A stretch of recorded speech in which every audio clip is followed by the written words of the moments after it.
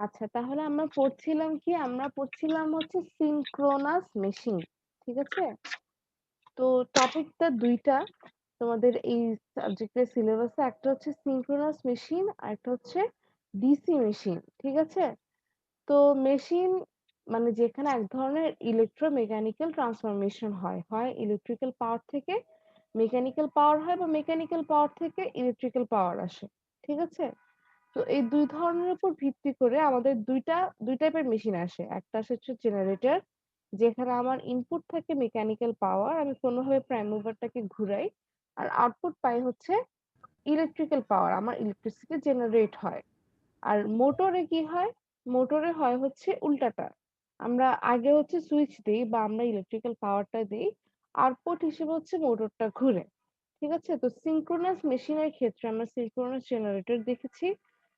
মানে অনেক ইলাবোরেটলি। আর এখন আমরা দেখব হচ্ছে সিনক্রোনাস মোটর। তো সবার প্রথম তোমাকে যে কোয়েশ্চেনটা করবে সিনক্রোনাস মেশিনের ক্ষেত্রে, যেটাকে সিনক্রোনাস কেন বলে? এটা সিনক্রোনাস কেন? ম্যাডাম, সিনক্রোনাস বলতে তো আমরা বুঝি যে মানে লোডের সাপেক্ষেও তার স্পিড সমান থাকে আর কি। মানে আচ্ছা লোড কম বেশির কারণে তার স্পিডে কম দেখো, বেশি হয় এখানে না। সিনক্রোনাসের শুরুতেই কি সিঙ্ক না? সিঙ্ক থাকা মানে কি বলতো? তালমেল থাকা, তাই না? জি। মানে হচ্ছে সিঙ্ক থাকা মানে হচ্ছে দুইজন একই সাথে চলে বা একই রকম সিঙ্ক করে চলে। আমরা বলি যে তোমাদের সিনক্রোনাইজেশন খুব ভালো। যেমন অনেক সময় কি হয়, যখন এটা অনেক বেশি শুনতে আমার মনে পড়ে যে বিভিন্ন ডান্সের কম্পিটিশন হয় না, তো সেখানে মনে করো দুইজন পারফর্মার একসাথে নাচতেছে। তো যদি ওদের স্টেপ গুলো একদম সুন্দর মতো একজন আরেকজনের সাথে মিলে যেত, ধরো ডান হাত যখন উঠাচ্ছে বাম হাত যখন উঠাচ্ছে, তখন দেখা যায় ওদেরকে বলা হয় যে তোমাদের সিনক্রোনাইজেশন খুব ভালো হয়েছে। মানে একজন আরেকজনকে খুব ইজিলি ক্যাচ করে ফেলছে, এটাকে আমরা বলি হচ্ছে সিনক্রোনাইজেশন ভালো থাকা। তো যাদের আসলে সিনক্রোনাইজেশন ভালো বা যারা সিনক্রোনাইজড, ওদেরকে বলা হয় হচ্ছে synchronous machine.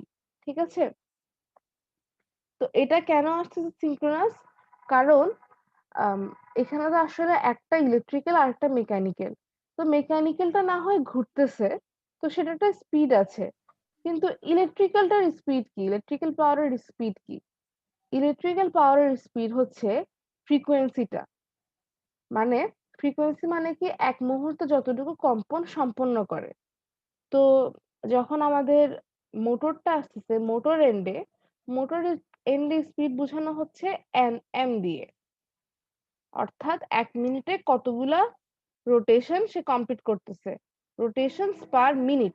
This is NM. ঠিক আছে? এটা হচ্ছে আমার মেকানিক্যাল যে মেকানিক্যাল যে মোটর বলো বা প্রাইম মুভার বলো তার স্পিড এনএম। আর এর সাথে হুবহু সিঙ্ক করাকে electrical frequency F E. Electrical frequency কি বলে? যে সে ১ সেকেন্ডের মধ্যে এরকম করে কতবার সাইকেলটা কমপ্লিট করছে। ঠিক আছে? এই দুটার মধ্যে মানে যে রিলেশনটা আছে 120 FE by P equals to হচ্ছে NM, এটা মেনে চলে। ঠিক আছে? মানে এই সম্পর্কটা মেনে চলে বলতে, যখন প্রাইম মুভার NM স্পিডে ঘুরবে তখন এই সম্পর্ক থেকেই ইলেকট্রিক্যাল ফ্রিকোয়েন্সি হবে। আর যখন মোটরের ক্ষেত্রে আমরা ইলেকট্রিক্যাল ফ্রিকোয়েন্সি দেব এই সূত্র ধরেই হচ্ছে আমরা মেকানিক্যাল স্পিড NM টা পাবো। ঠিক আছে? তো এই ইলেকট্রিক্যাল ফ্রিকোয়েন্সির ইকুইভ্যালেন্ট যে মেকানিক্যাল স্পিডটা, সেটাকে আমরা বলতেছি হচ্ছে সিনক্রোনাস স্পিড। যদি মোটরটা এই স্পিডে ঘুরে তাহলে আমরা এটাকে বলি সিনক্রোনাস মোটর। আর আরেক ধরনের মোটর তোমরা এনার্জি কনভার্সন 1 এ পড়েছো, যেটা সিনক্রোনাস স্পিডে কখনোই ঘুরতে পারে না। এই জন্য সেটা সিনক্রোনাস মোটর না, সেটা হচ্ছে ইন্ডাকশন মোটর। ঠিক আছে? তাহলে সিনক্রোনাস মেশিনের মূল ভাব কি? যেখানে অবশ্যই ইলেকট্রিক্যাল ফ্রিকোয়েন্সি আর মেকানিক্যাল স্পিড এই দুটো সিনক্রোনাইজড হবে। এইটুকু আমরা কি মনে রাখতে পারবো যে সিনক্রোনাস মেশিন কেন সিনক্রোনাস? ইলেকট্রিক্যাল ফ্রিকোয়েন্সি জি ম্যাডাম। আর মেকানিক্যাল স্পিড এরা সিনক্রোনাইজড। ঠিক আছে? মোটর সবসময় সিনক্রোনাস স্পিডে ঘুরে, এটা একই কথাই আসলে। আচ্ছা, তো এখানে আমরা সিনক্রোনাস মেশিন ফার্স্টে যে জেনারেটর পড়েছি, যেহেতু আমাদের জেনারেটর টপিকটা শেষ, এই জন্য আমি জাস্ট তোমাদেরকে বলে যাচ্ছে যে আমরা কি পড়ছি।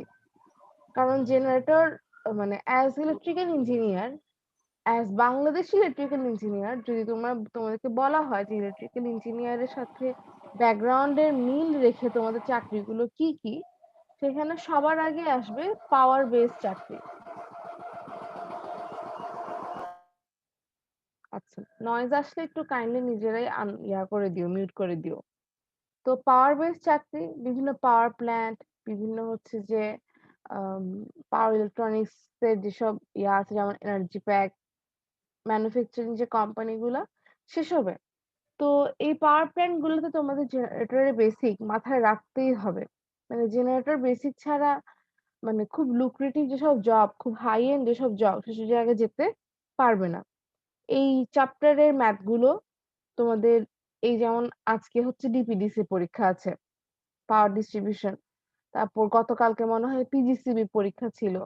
এরকম আশুগঞ্জ পাওয়ার প্ল্যান্ট আছে, তারপর সিদ্ধিরগঞ্জ, এই সেই এইসব জায়গায় ইলেকট্রিক্যাল ইঞ্জিনিয়ারদের যে কোয়েশ্চেনটা হয়, সেগুলো সবচেয়ে বেশি আসে পাওয়ারের। Power system 1, power system 2, energy conversion 1, energy conversion 2, তারপর হচ্ছে পাওয়ার ইলেকট্রনিক্স।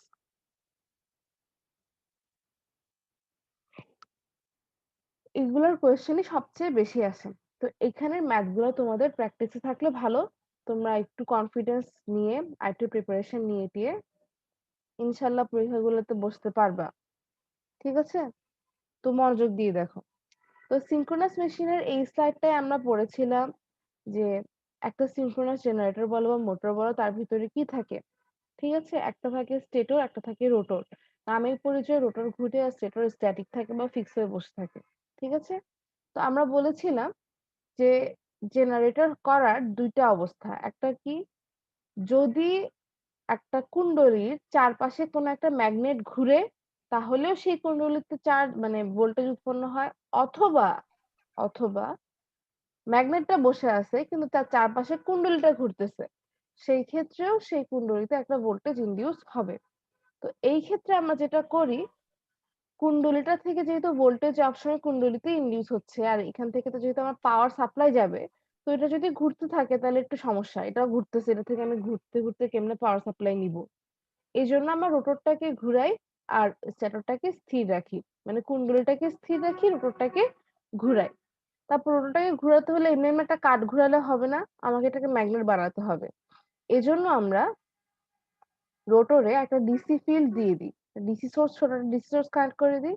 তখন যখন কারেন্ট যায়, তখন এটা একটা ম্যাগনেটে রূপান্তরিত হয়ে যায় এবং এটা হচ্ছে ইলেকট্রোম্যাগনেট থাকে। তো ইলেকট্রোম্যাগনেটটা ঘুরছে এবং চারপাশের কুণ্ডলীতে আমাদের কি হচ্ছে, ভোল্টেজ ইনডিউস হচ্ছে।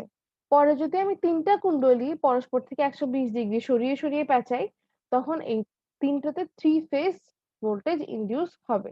এটাই হচ্ছে আমাদের মানে জেনারেটরের মূল কথা। জেনারেটরের মূল কথাটা কি, একটা রোটর থাকে, একটা স্টেটর থাকে। রোটরকে ম্যাগনেট বানাই, কুণ্ডলীটা স্থির থাকে, ম্যাগনেট যদি একটা কুণ্ডলীর চারপাশে ঘুরে, তাহলে সেখানে এসি পাওয়ার জেনারেট হবে। ঠিক আছে, আমি কিন্তু খুব বেসিক কথাবার্তা জি ম্যাম। বলতেছি, খুবই সোজা এগুলা। আজকে জি যদি ম্যাম। শুনো জাস্ট, তাও তোমাদের একটু মাথায় থাকবে। ঠিক আছে, মনোযোগ দাও, কাইন্ডলি মিউট করে ওইদিক সেদিক করিও না। তারপর হচ্ছে ম্যাম।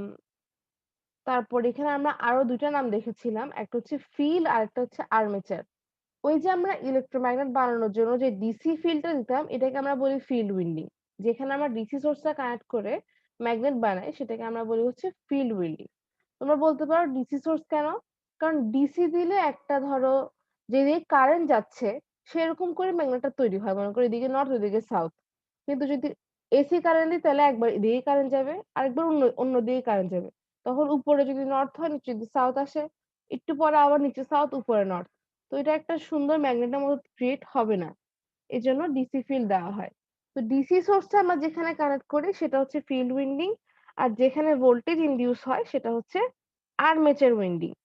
ফিল্ড আর আর্মেচার। তো আচ্ছা, ভালো কথা। এই ক্ষেত্রে যেহেতু রোটরটা ঘুরছে, রোটরে ফিল্ড দিচ্ছে, এই জন্য রোটরটা হচ্ছে ফিল্ড উইন্ডিং। আর যেহেতু স্টেটরটা ফিক্স থাকতেছে এবং স্টেটরে ভোল্টেজ ইনডিউস হচ্ছে, এজন্য স্টেটরটা হচ্ছে আর্মেচার উইন্ডিং। ওকে,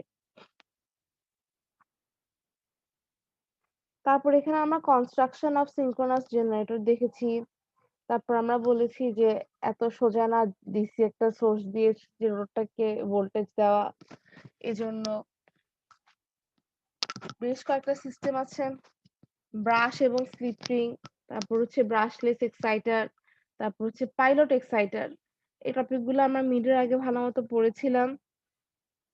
এরপরে হচ্ছে আছে rotational speed of synchronous generator, electrical frequency আর রোটেশনাল স্পিডের মধ্যে সম্পর্ক। তারপর হচ্ছে আম এটা আমাদের অনেক জায়গায় আসে যে ইন্টারনাল জেনারেটর ভোল্টেজ হচ্ছে KFI ওমেগা, KFI ওমেগা। আচ্ছা। তারপর হচ্ছে আম তারপর আমরা ইকুইভ্যালেন্ট সার্কিটে এসেছিলাম। তো ইকুইভ্যালেন্ট সার্কিটটা কি? যে এটা অ্যাকচুয়ালি যে ব্রেডবোর্ডে বসানো একটা সার্কিট তা না। পুরা জেনারেটরের ভিতরে যা আছে ওইটার মানে ওইটার রোধটাকে বা ওইটার যে কারেন্টকে বাধা দিচ্ছে সেটাকে আমরা রেজিস্ট্যান্স দিয়ে মডেল করতেছি। বা যদি কোনো কিছু এখানে ইনডিউস হয় ইন্ডাকশনটাকে আমরা ইন্ডাক্টর দিয়ে মডেল করতেছি। এভাবে একটা ইকুইভ্যালেন্ট সার্কিট বানানো। তো এখানে আমার জেনারেটরের ভিতরে সবকিছুকেই মাথায় আনতে হবে। তো ২ টা উইন্ডিং, একটা হচ্ছে ফিল্ড আরেকটা হচ্ছে কি আর্মেচার। তো ফিল্ড উইন্ডিং এ কি থাকবে? ফিল্ড উইন্ডিং এর একটা রেজিস্ট্যান্স থাকবে, ফিল্ড উইন্ডিং এর রেজিস্ট্যান্স, তারের যে রেজিস্ট্যান্স। আর মেইনলি এখানে যেহেতু একটা ইলেক্ট্রোম্যাগনেট তৈরি হচ্ছে যে একটা ইন্ডাকট্যান্স থাকবে। তো এটা ছিল ফিল্ড। আর যখন আমরা কিনা আম আর্মেচার বানাবো তখন আমাদেরকে আরো কিছু নিতে হয়। কেন? কারণ আমার এই সূত্র দিয়ে এই যে সূত্রটা ইন্টারনাল জেনারেটর ভোল্টেজ হচ্ছে KFI ওমেগা, যেখানে ফাই কি? ফাইটা হচ্ছে মনে করো ভিতরে আমার এদিকে রোটর আছে। রোটর তো আসলে অনেকগুলা এরকম করে অনেকগুলা উইন্ড থাকে।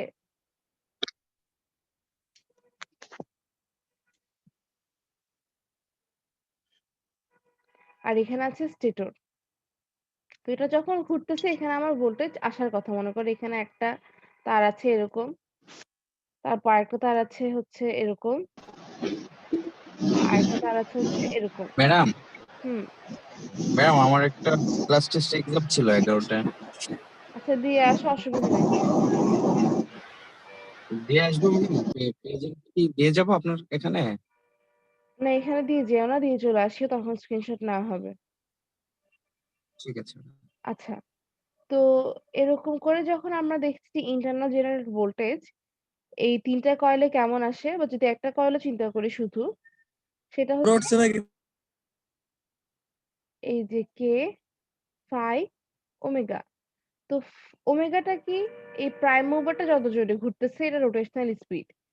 ফাইটা কি? ফাইটা হচ্ছে ফ্লাক্স।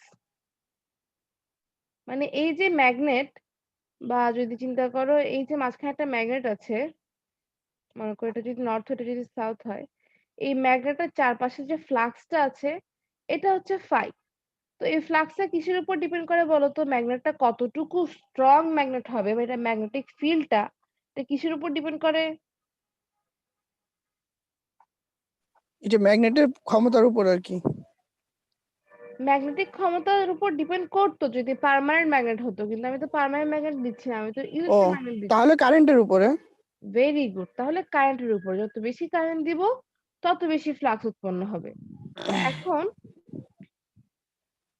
এখন হচ্ছে আহ এখানে মনে করো কারেন্ট স্থির ও রোটেশনাল স্পিডটাও স্থির। এই অবস্থায় ধরো এখানে ফিল্ড উইন্ডিং আছে, এখানে ইন্টারনাল জেনারেটেড ভোল্টেজ উৎপন্ন হলো। তো এই ভোল্টেজটাই পুরোপুরি চলে আসা উচিত না যখন আমি টার্মিনাল ২ টা টানবো, এই ২ টা টার্মিনাল থেকে যদি দেখি এটাই আসার কথা। কিন্তু দেখা যায় যে এটা জি আসে না। এটার চাইতে কম বেশি আসে, নানান রকমের আসে।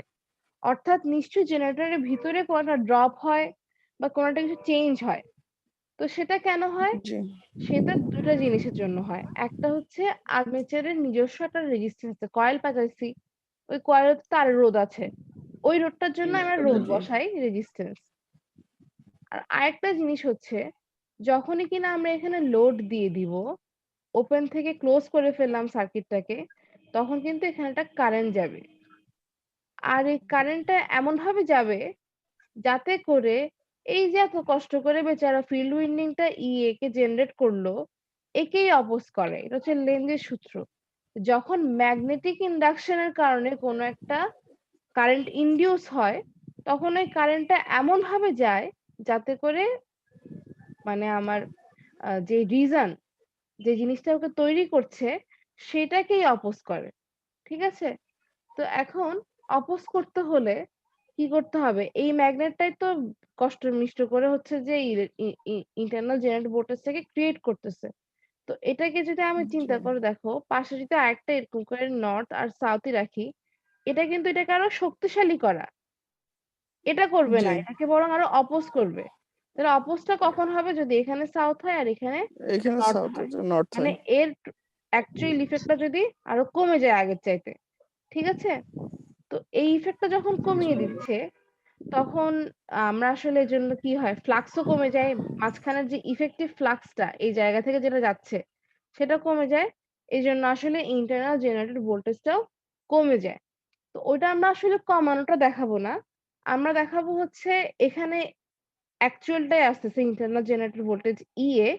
সেখান থেকে যতটুকু আসলে কমে যাচ্ছে সেটা আমরা দেখাচ্ছি একটা ইন্ডাক্টরে ড্রপ খাচ্ছে। এইটুক ভোল্টেজটা এখানে ড্রপ খাচ্ছে। তাহলে ফাইনালি আমরা আউটপুটে V5 টা পাই। ঠিক আছে? এটা হচ্ছে ট্রান্সফরমারের সরি জি ম্যাম। জেনারেটরের ইকুইভ্যালেন্ট সার্কিটটা মডেল করা। এই যে এখানে এটাকে আমরা বলতেছি আর্মেচার রিঅ্যাকশন, তারপর আর্মেচার কয়েলের self inductance, resistance of armature coil. আর ফিল্ডের ক্ষেত্রে একই রকম, ফিল্ডের ক্ষেত্রেও আছে রেজিস্ট্যান্স আর ইন্ডাকটেন্স। তো আচ্ছা, একটা জিনিস দেখো তো, তাহলে এখানে আমরা দুইটা ম্যাগনেটিক ফিল্ড পাচ্ছি না? একটা কার? একটা হচ্ছে রোটরের নিজস্ব, যেটা রোটর দিচ্ছিল। একটা রোটর আর একটা আর্মেচারের। হ্যাঁ, আরেকটা হচ্ছে স্টেটরের, যেটা ওকে অপোজ করতেছে উল্টা দিকে। ঠিক আছে? তো জি এটা উৎপন্ন হবেই। ঠিক আছে? এটা উৎপন্ন হবেই। তো এই স্টেটরের যে ম্যাগনেটিক ফিল্ডটা, সেটা এক্ষেত্রে রোটরের ম্যাগনেটিক ফিল্ডের কোথায় আছে বলতো? পিছে আছে। ঠিক আছে? কারণ রোটরটা অলওয়েজ ঘুরতেছে, ও ম্যাগনেটিক ফিল্ডটা ঘুরতেছে, আর তার থেকে একটা অ্যাঙ্গেলে পিছে আছে হচ্ছে স্টেটর ম্যাগনেটিক ফিল্ড।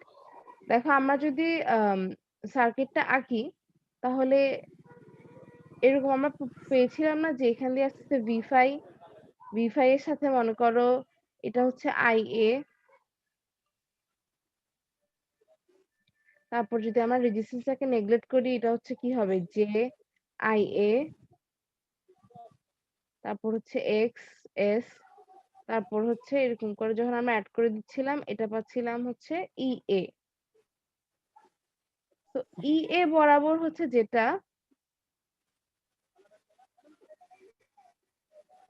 এটা হচ্ছে শুধুমাত্র রোটরের ম্যাগনেটিক ফিল্ডের কারণে কিন্তু ছিল। ঠিক আছে? জি তারপর হচ্ছে এই স্টেটর ম্যাগনেটিক ফিল্ডের কারণে যেটা কমে যাচ্ছে, সেটা হচ্ছে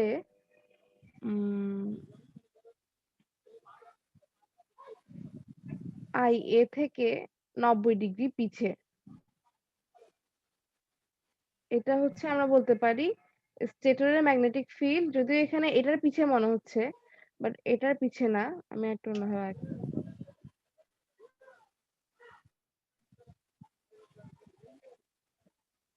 আর এদের টোটাল যোগফলটা হচ্ছে V5। এটা হচ্ছে ওদের নিট। নিটটা হচ্ছে ওই যে মনে করো BR আর BS যদি থাকে, এদের যোগফলটা হচ্ছে জি নিট। আচ্ছা, তো এই গ্রাফটা আমরা মেইনলি আসলে সিনক্রোনাস মোটর একটু বেশি করে দেখি, সমস্যা নেই। ওকে, তারপর আমরা এই ইকুইভ্যালেন্ট সার্কিটটা দেখেছি। দেখে ফাইনাল সার্কিটটা দেখেছি কেমন, এরকম। এটা হচ্ছে 3 ফেজের জন্য, আর যে কোনো একটা ফেজ চিন্তা করলে এরকম। এটা হচ্ছে ইকুইভ্যালেন্ট সার্কিট। ঠিক আছে? এটা মাথায় রাখবো আমরা। এখানে প্রত্যেকটা কি বোঝাচ্ছে, আর এর দিয়ে কি, এল এর দিয়ে কি, এক্স এস দিয়ে কি, আর এ দিয়ে কি। আচ্ছা, তারপর আমরা ফেজর ডায়াগ্রাম দেখেছি for lagging load, for unity power factor load, for leading load. আচ্ছা, তারপর এখানে পাওয়ার দেখেছি যে একটা জেনারেটরে যখন আমরা প্রাইম মুভার দিব, জাস্ট প্রাইম মুভারটাকেও কিন্তু কিছু কি হবে, সে তো এত কষ্ট মানে এত তো ফ্রিলি সে ঘুরবে না, সে বাতাসের বাধা আছে, ঘষাঘষি কোথাও ঘষাঘষি খাবে, এসবের কারণে কিছু ফ্রিকশন উইন্ডেজ লস হবে, তারপর হচ্ছে কোর লস হবে, মানে ম্যাগনেটাইজেশনের কারণে যেটা চলে যাচ্ছে, তারপর ফাইনালি এটা ইলেকট্রিক্যাল পাওয়ারে কনভার্ট হবে, সেখান থেকে ইলেকট্রিক্যাল লস হবে, I square R loss, current না আসলে ইলেকট্রিক্যাল লস এখনো হচ্ছে না, তারপর কারেন্টের থেকে ইলেকট্রিক্যাল লস হয়ে যাওয়ার পরে ফাইনালি আমরা আউটপুট পাওয়ারটা পাবো √3 VTIL cos থিটা।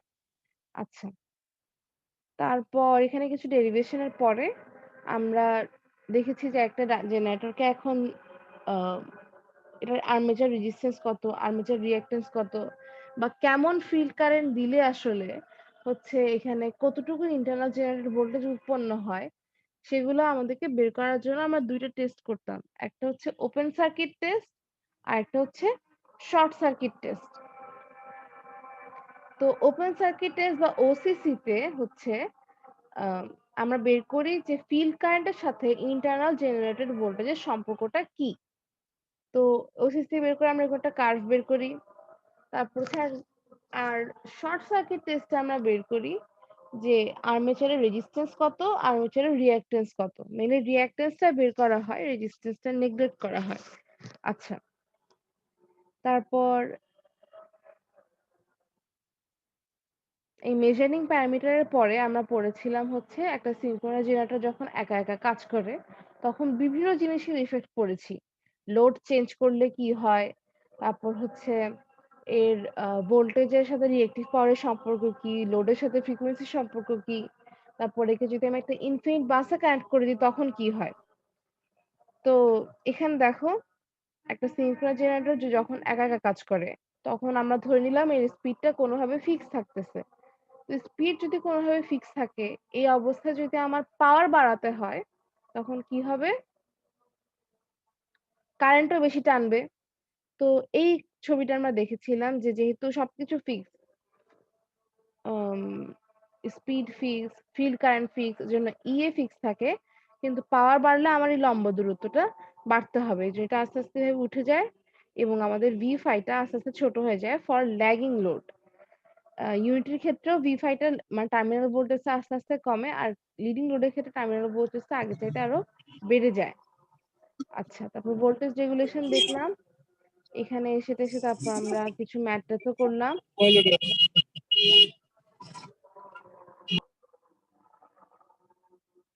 তারপর টার্মিনাল ক্যারেক্টারিস্টিক দেখেছি, এখানে স্পিড ড্রুপ ক্যারেক্টারিস্টিক ছিল, এটা অনেক ইলাবোরেটলি অনেকক্ষণ সময় নিয়ে বোঝানো হয়েছে যে কিভাবে পাওয়ার বাড়লে ফ্রিকোয়েন্সি কমে। তো আমরা কিভাবে ঠিক করব যেটা ঠিক কত পাওয়ার দিবে, সেটা একা একা কাজ করলে ঠিক করা সম্ভব না, সেটা লোড ঠিক করে দিবে।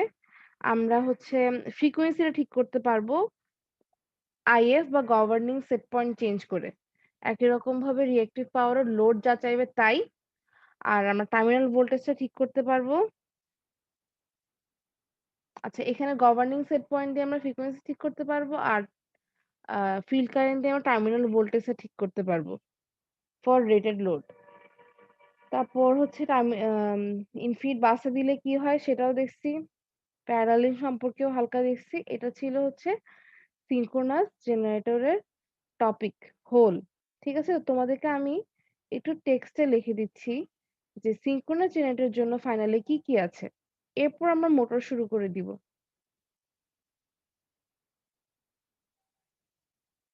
আচ্ছা,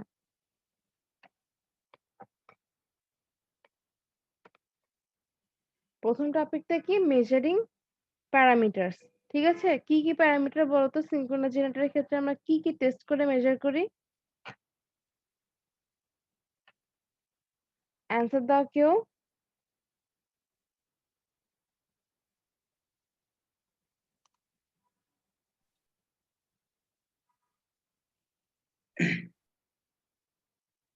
এনিওয়ান? জি ম্যাম। আমরা সিনক্রোনাস জেনারেটরের ক্ষেত্রে কি কি মেজার করতে পারি, মানে কি কি টেস্ট করে আমরা আসলে ভিতরে কি কি বানাই, ইকুইভ্যালেন্ট সার্কিটটা বলো তো কি কি আছে। আমরা তো madam open open short circuit আর ওপেন সার্কিট। হ্যাঁ, ভেরি গুড, আমরা দুটো টেস্ট করি, শর্ট সার্কিট আর ওপেন সার্কিট। এই টেস্ট গুলো করে আমরা কি বের করতে পারি কেউ বলতে পারো? Short madam circuit loss test গুলা বের করে আমরা জি ওটার ইন্ডাকট্যান্স বের করি আর কি। Very good. আর ওপেন সার্কিট টেস্ট করে? ওপেন সার্কিট টেস্ট করে এটার রেজিস্ট্যান্স বের করি। রেজিস্ট্যান্স। না, রেজিস্ট্যান্স আমরা বের করি না। ওপেন সার্কিট টেস্টে চিন্তা করে দেখবো, একটু মাথায় চিন্তা করলেই তো হয়। এই ছিল আমার ফিল্ড, হ্যাঁ? আর এইটা হচ্ছে আমার ইন্টারনাল জেনারেটর ভোল্টেজ, এখান দিয়ে আছে রেজিস্ট্যান্স আর রিঅ্যাক্ট্যান্স।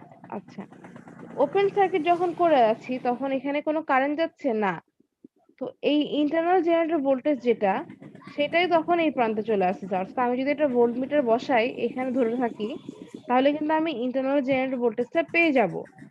তো এখান থেকে আমরা আইএফ, কারণ আমি জানি জাস্ট এখানে একটা অ্যামিটার দিলে আইএফ পাবো, আমি কিন্তু এখানে ঠিক ফ্লাক্সটা মাপতে পারবো না বা অন্য কিছু মাপতে পারছি না। এই জন্য আমরা আইএফ এর সাথে ই এর সম্পর্কটা কি সেটা বের করব। ঠিক আছে, কারণ আমরা জানি ই এ সমান হচ্ছে কে ফাই ওমেগা। এখন এই কেটা কত না জানলে তো আমরা আইএফ এর সাথে ই এটা পারবো না। একটা নির্দিষ্ট পরিমাণ কারেন্ট দিলে এখানে ভিতরে এসে কতটুকু ভোল্টেজ জেনারেট হয়ে আছে সেটা তো আমরা জানবো না। আর সেটা না জানলে শর্ট সার্কিট টেস্ট যখন করব তখন এখানে সার্কিট কেমনে সলভ করব, ই এ কত সেটা কেমনে জানবো? আমি তো ই তো জেনারেটরের ভিতরে, এই টাইম মানে অন্য সময় তো আমি জানতেই পারছি না। শুধুমাত্র যখন এটা ওপেন সার্কিট তখনই আমি টার্মিনালে হাত দিলে ই এটা চলে আসে। তখন আমরা আইএফ এর সাথে ই এর সম্পর্কটা বের করি। ঠিক আছে? তো এখানে মেজারিং প্যারামিটার, আর যখন শর্ট সার্কিট টেস্ট হয়, শর্ট সার্কিট টেস্টের মাধ্যমে এই আর্মেচার উইন্ডিং এর ইম্পিডেন্সটা মাপি। ওকে? তাহলে প্রথমে ছিল জি হচ্ছে কি, প্রথমে ছিল মেজারিং প্যারামিটার, এটা একটা টপিক। এখানে ওসিসি আছে আর এসসিসি আছে। ঠিক আছে? আচ্ছা, মেজারিং প্যারামিটারের পরে কি আছে? মেজারিং প্যারামিটারের পরে আছে সিনক্রোনাস জেনারেটর অপারেটিং এলোন। একা একা যখন সে বসে আছে তখন আমরা মেইনলি যেটা দেখি সেটা দেখি হচ্ছে ইফেক্ট অফ লোড চেঞ্জ। মানে লোড যখন চেঞ্জ হয়, পাওয়ার যখন বাড়ে জেনারেটর থেকে, তখন জেনারেটরটা কি হয়। এরপর আমরা দেখেছি টার্মিনাল ক্যারেক্টারিস্টিক্স। আচ্ছা, তোমাদের ক্লাসের মধ্যে মনে হয় মানে এমনিতেই বয়সের তারতম্যের কারণে তোমাদের হয়তো একটু অনেক বেশি একটা বন্ডিং ক্রিয়েট হয় না, আর এখন তো আরো ভার্চুয়াল, ক্যাম্পাসে দেখা নাই সরাসরি। তো সবাই হয়তো নিজেরা নিজেদের মতো হয়ে গেছো, বাট আমি যারা তোমরা একটু ভালো বুঝো ওদেরকে রিকোয়েস্ট করব যে তোমরা একটু একটা গ্রুপে নিজেদের মধ্যে একটা গ্রুপ মিটিং কল করো বা তোমরা একটা গ্রুপ স্টাডি করো। ঠিক আছে? টিচার যতই ভালো পড়াক না কেন, তোমার ফ্রেন্ড তোমাকে যেভাবে ভালোভাবে বুঝাবে তত মানে যতটা ইজিলি বুঝাবে একটা টপিক যদি সে বুঝে থাকে, টিচারের কাছ থেকে এত ভালোভাবে বুঝবা না।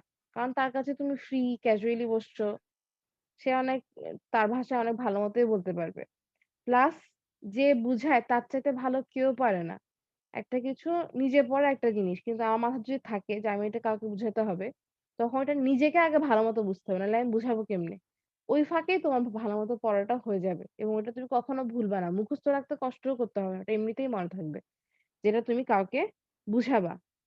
আচ্ছা, টার্মিনাল ক্যারেক্টারিস্টিক্স এর মধ্যে একটা আমরা দেখেছিলাম যে ফ্রিকোয়েন্সি ভার্সেস পাওয়ার।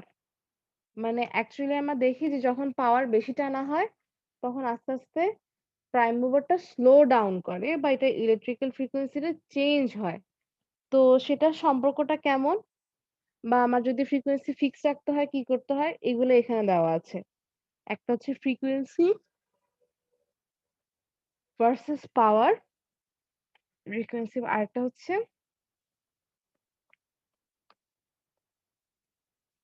টার্মিনাল ভোল্টেজ ভার্সেস রিঅ্যাক্টিভ পাওয়ার। আচ্ছা, বুঝার সুবিধার জন্য এখানে রিয়েল পাওয়ার দিয়ে দিলাম। এটা ছিল একটা। আর হচ্ছে সিঙ্ক্রোনাস জেনারেটর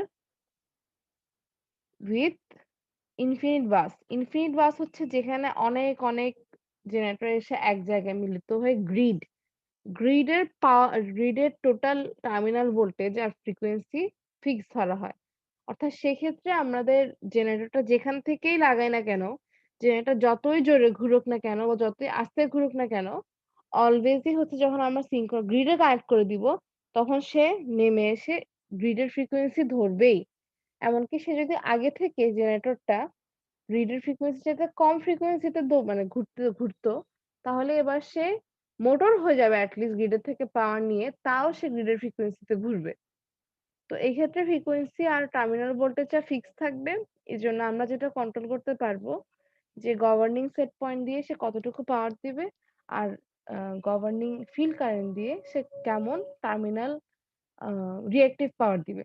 সে কি মানে রিয়েল পাওয়ার কতটুকু দিবে আর রিঅ্যাক্টিভ পাওয়ার কি দিবে নাকি কনজিউম করবে। আচ্ছা, তো সিনক্রোনাস জেনারেটর উইথ ইনফিনিট বাস এক্ষেত্রেও হচ্ছে আমরা দেখি ফ্রিকোয়েন্সি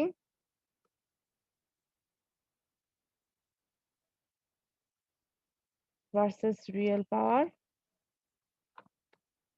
আর হচ্ছে টার্মিনাল ভোল্টেজ ভার্সেস রিঅ্যাক্টিভ পাওয়ার। আচ্ছা, তোমাদের নেক্সট ফ্রাইডে বন্ধ না? জি ম্যাম। ম্যাডাম জানি না তো কিসের বন্ধ। না বন্ধ ম্যাম, এই যে এর জন্য বড়দিন 25 তারিখ। ও আচ্ছা, sure. আচ্ছা, আমাদের এক্সাম শুরু হবে কবে?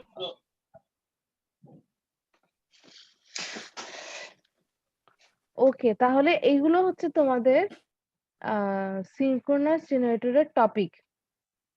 আমি হালকা করে একটা জিনিস একটু পড়িয়ে দিয়েছিলাম, ওটাতে চোখ বুলায় রাখতে পারো। সেটা হচ্ছে টু সিনক্রোনাস জেনারেটর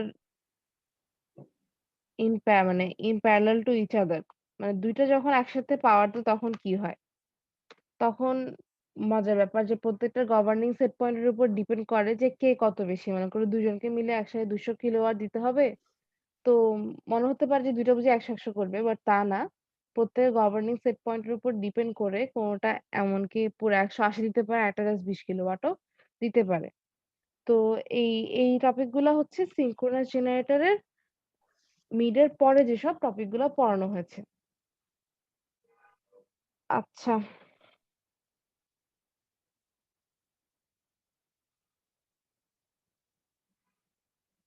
এখন আমরা সিনক্রোনাস মোটরে চলে আসবো ইনশাল্লাহ। তার আগে 1 মিনিট ম্যাডাম এইখানে যে ইকুয়েশনটা দিছেন, এই যে IF minus EA equal to K phi omega, IF minus EN এটা বলতে চেয়েছি যে, আচ্ছা দাঁড়াও, আরে এটা ই এর দিছে কে ওমেগা, বুঝাই তো ম্যাডাম লিখে যাক একসাথে। এটা তুমি বলতে পারো আইএফ আর ইএ সম্পর্ক, তো ধরো আইএফ ভার্সেস ইএ, মানে ধরো এক্স অ্যাক্সিস আছে রাখছি আইএফ, কারণ এটা মাইনাস সমস্যা কিভাবে নেই সম্ভব সমস্যা হয়। নেই, আর এখানে হচ্ছে ইএ। আইএফ এর সাথে ই এর সম্পর্কটা, যেখানে ই এ হচ্ছে কে ফাই ওমেগা। এখন কেটা কত তা কে আমরা ফাই জানি না, ওমেগা, আর ভিতরে ফ্লাক্স জি কেমন সেটা জানতেছি না।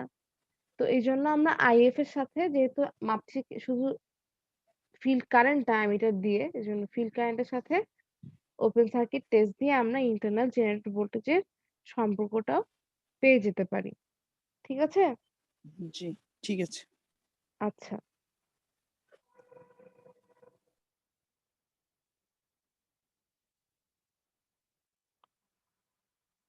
হুম, আচ্ছা দেখি তোমরা বলো তো, একটা এতক্ষণ যা বলছে সেগুলো আগে, ঠিক আছে? দরকার হলে ওটা ঝেড়ে ফেলো, ওটা তোমরা পড়তে বসলে সিনক্রোনাস জেনারেটর আলাদা টপিক, আলাদা পড়তে চাইলে আলাদাভাবে বুঝিও। এখন আমরা সিনক্রোনাস মোটর পড়বো, এবং সিনক্রোনাস মোটর মানে অনেক দরকার একটা জিনিস, অনেক জায়গায় ব্যবহার করা হয়, শুধু মোটর ছাড়া অন্যান্য কাজেও ব্যবহার করা হয়। ঠিক আছে? সিনক্রোনাস কনডেন্সার হিসেবে ব্যবহার করা হয় বা ক্যাপাসিটর হিসেবে ব্যবহার করা হয়। সেটা খুব ইম্পর্টেন্ট একটা জিনিস, এবং একটা ম্যাথ থাকবে। এই ম্যাথটা প্রায় প্রত্যেকবার তোমাদের বিভিন্ন চাকরি ভর্তি পরীক্ষায় আসে এই ম্যাথটা। আচ্ছা, তো দেখো, আম মনে করো একটা গাড়ি, হুম? মানে পুরানো আমলের গাড়ি। এই গাড়িটা মনে করো চলতেছে, হ্যাঁ? এভাবে। তো এর বেগের দিকটা কোথায় বলো তো?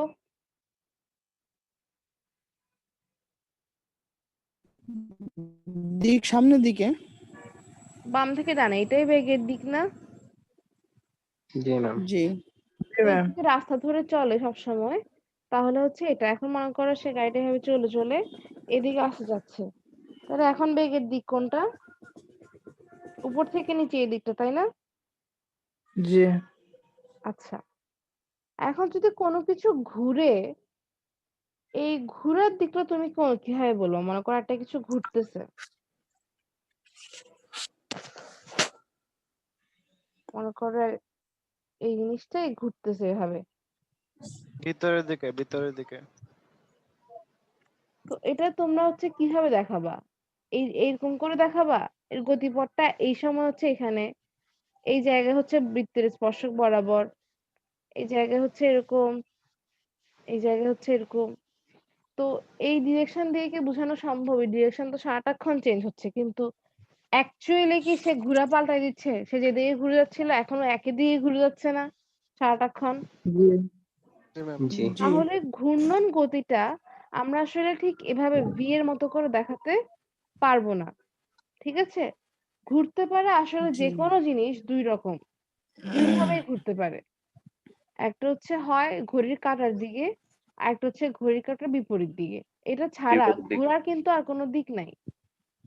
মনে করো আমার একটা মাঠ আছে এরকম, এই মাঠের মধ্যে মাঝখানে একটা গাড়ি আছে। এখন গাড়িটা যদি এদিকে যায় এদিকে ডিরেকশন, এদিকে গেলে এদিকে ডিরেকশন। বা যদি সে এদিকে যেতে চায় এদিকে ডিরেকশন, এদিকে যেতে চাইলে এদিকে। কিন্তু এই জায়গায় যদি একটা কিছু ঘুরার রেখে দেই, একটা কিছু যেটা ঘুরতে পারে, সে হয় এভাবেই ঘুরবে আর নাহলে এভাবেও ঘুরবে। এটা বাইরে তো আর অন্য কোনোভাবে ঘুরতে পারবে না। ঘুরা হবে না তো নাইলে।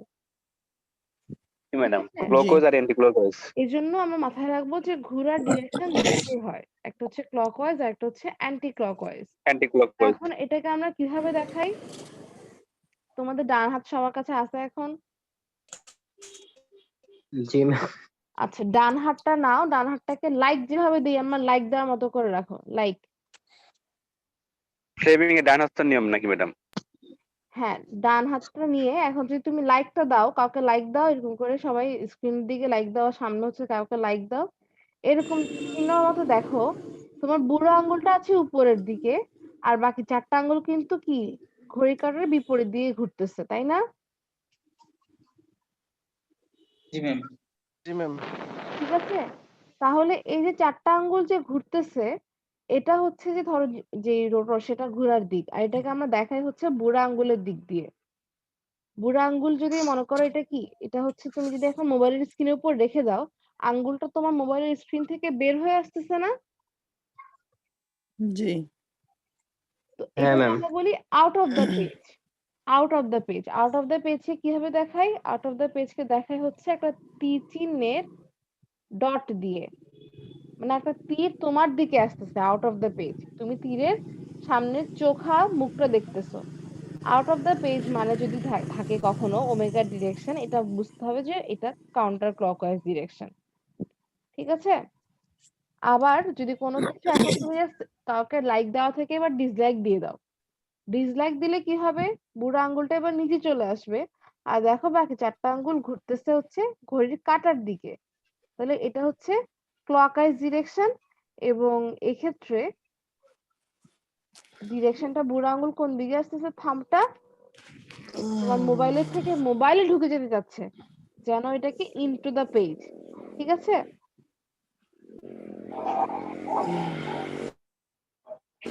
আচ্ছা, চাঁদা লাইট দিছিল পড়ে গেছে। এই ক্ষেত্রে দেখো আমরা যদি এই গাড়িটাকে পিছের থেকে ফোর্স দেই এভাবে, তাহলে গাড়িটা এভাবে করে এদিকেই যাচ্ছে, তাই না? তো মনে করো ফোর্স, মানে আমার সরলরৈখিক ফোর্স দিলে সরলরৈখিক গতি আসে বা লিনিয়ার মোশন আসে। তো একই রকম করে যখন রোটেশনাল মোশন আসবে, তখন কোন জিনিসটা কাজ করে? তখন ফোর্সের ইকুইভ্যালেন্টটা হচ্ছে টর্ক। আমরা বলি টর্ক। মানে ফোর্স দিলে কোনো কিছু সরলরেখায় গতিশীল হতে চায়, আর টর্ক দিলে কোনো কিছু ঘূর্ণন গতিশীল হতে চায়। তো তোমাদেরকে এখন আসলে থাম্ব বা বুড়ো আঙুল দিয়ে যে ডিরেকশনটা বুঝাচ্ছি, এটা আসলে টর্কের ডিরেকশন। টর্ক যদি কখনো এই যে এটার মতো হয়, আউট অফ দ্য পেজ, মানে তোমার দিকে পয়েন্ট করা, তাহলে বস্তুটা এরকম কাউন্টার ক্লকওয়াইজে ঘুরতে চাইবে বা সিসিডব্লিউ তে ঘুরবে। আর টর্ক যদি কখনো পেজের ভিতরে ঢুকে, তাহলে হচ্ছে বাকি 4টা আঙ্গুল থাকবে দেখবা ঘড়ির কাঁটার দিকে, তখন আসবে হচ্ছে ক্লকওয়াইজ মোশন। ঠিক আছে? এটা আমরা একটু মাথায় রাখবো, কারণ মোটর আস্তে আস্তে মোটর ঘোরার একটা ব্যাপার থাকে। ওকে? তো যখনই আচ্ছা, এইটুকু আমরা এমনি জাস্ট বুঝছি। এই যে ধরো ডান হাতের থাম্ব পয়েন্টটা তোমার দিকে, তোমার ভিতরের দিকে, এই সেই। হুম? জি এবং ম্যাম। তার সাথে জি ঘূর্ণনের ম্যাডাম। সম্পর্কটা কি? তোমার দিকে হলো হচ্ছে কাউন্টার ক্লকওয়াইজ, তোমার থেকে ভিতরে মানে পেজের বরাবর ভিতরে যদি ঢুকে, তাহলে সেটা হবে হচ্ছে ক্লকওয়াইজ। আচ্ছা, এখন আমরা একটা ছোট্ট বেসিক দেখি যে একটা মোটর আসলে কিভাবে ঘুরে। মোটর ঘুরার বেসিকটা কি? এটা কি কেউ বলতে পারো হালকা পাতলা ভাবেই, ক্যাজুয়াল ভাবেই? তোমরা ইন্ডাকশন মোটর পড়ে আসার কথা।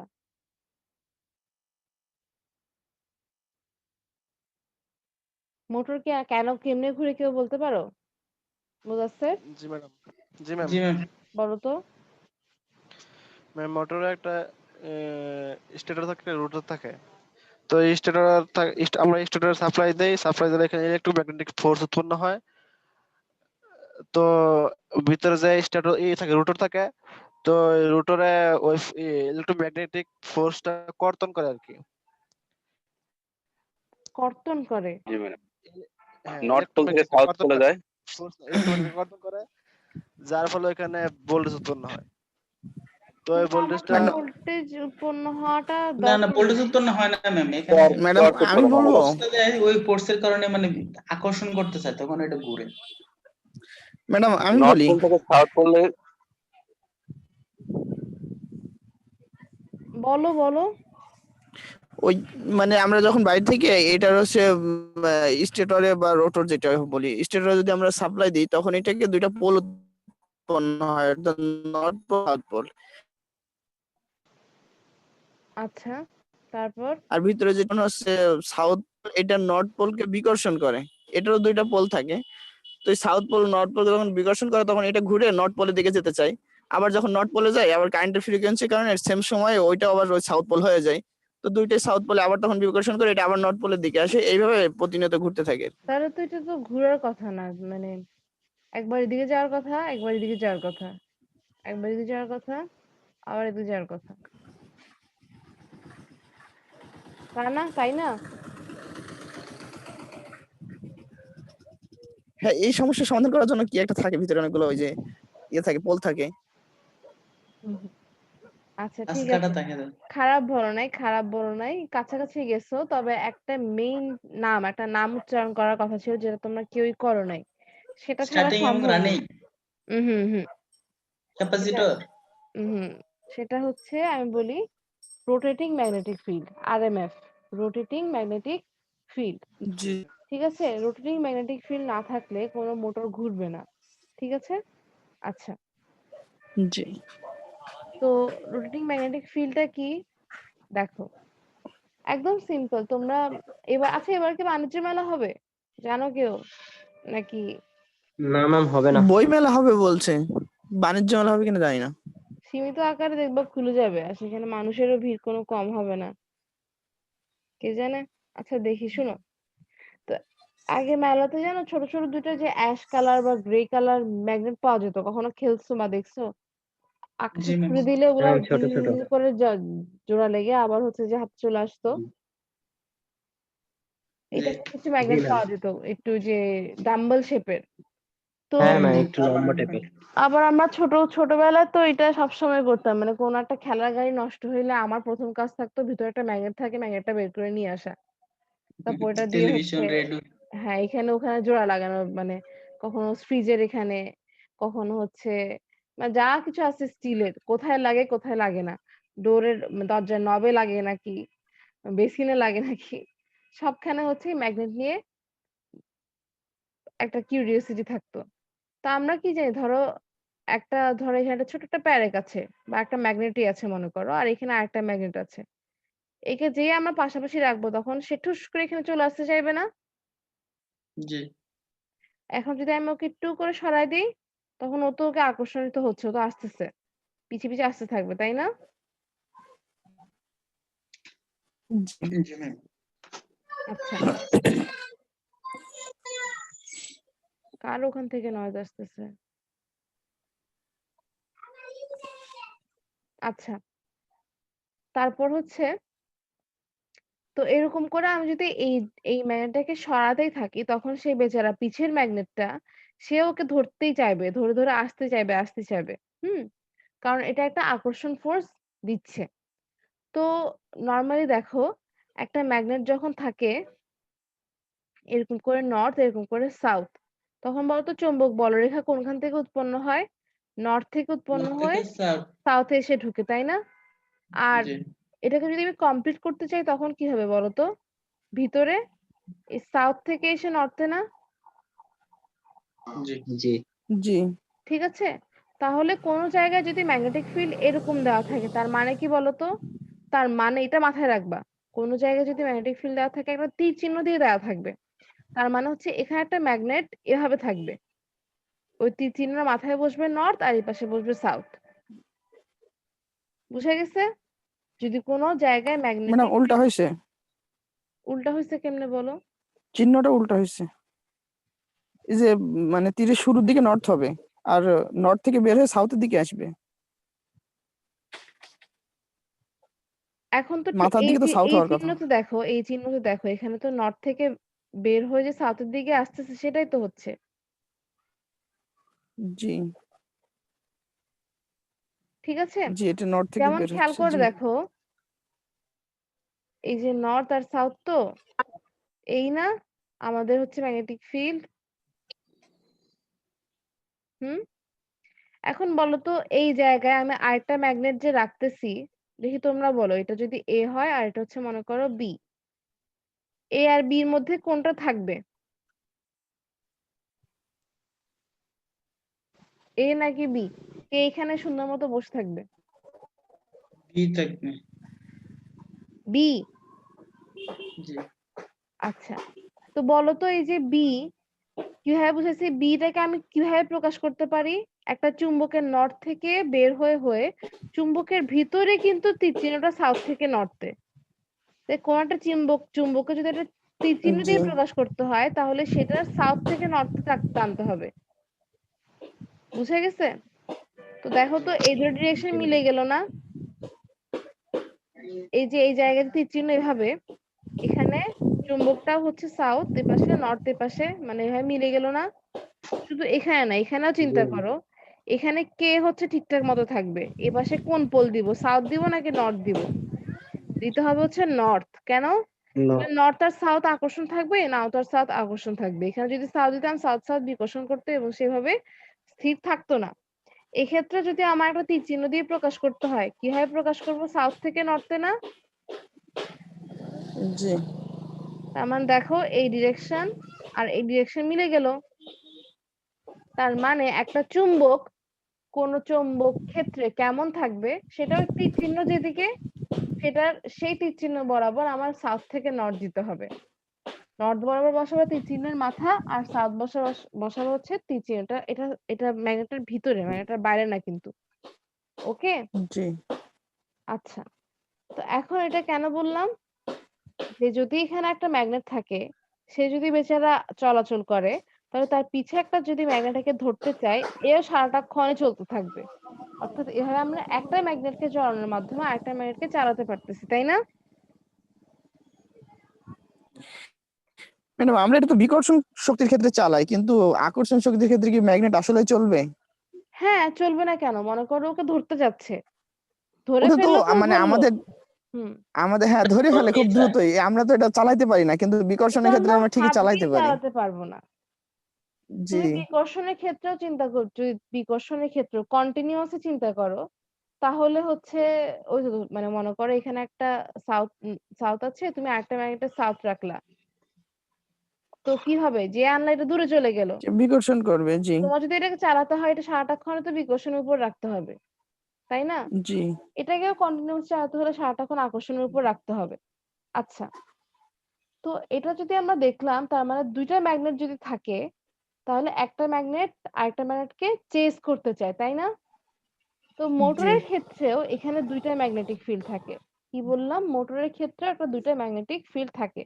একটা হচ্ছে স্টেটর বেচারা ম্যাগনেটিক ফিল্ড ক্রিয়েট করে, এবং এটা কিন্তু কোনো ম্যাগনেট না, এটা জাস্ট একটা ফিল্ড, মানে ওখানে কিন্তু চৌম্বকের প্রভাব আছে। একটা চুম্বককে রাখলে সে ওই ম্যাগনেটিক ফিল্ড বরাবর অ্যালাইন হতে চাইবে।